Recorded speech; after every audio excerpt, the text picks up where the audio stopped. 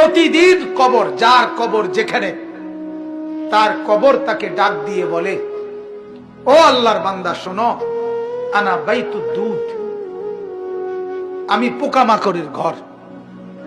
আমার বাপ শুনেন, যুবক আপনারাও শুনেন, আপনারাও শুনেন, কবর কিন্তু নির্দিষ্ট কোনো বয়সে যায় না বাপ।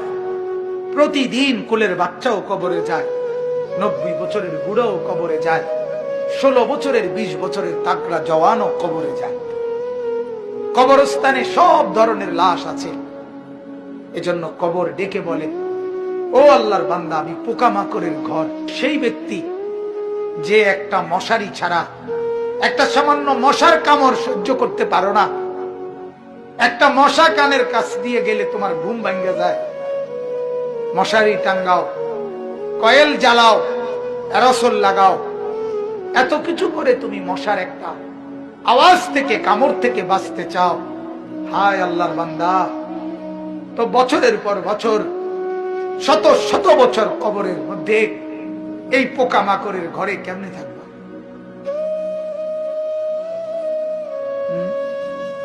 বলে কবর প্রতিদিন বলে, আনা বাইতুল ওয়াহদা, ও আল্লাহর বান্দা, আমি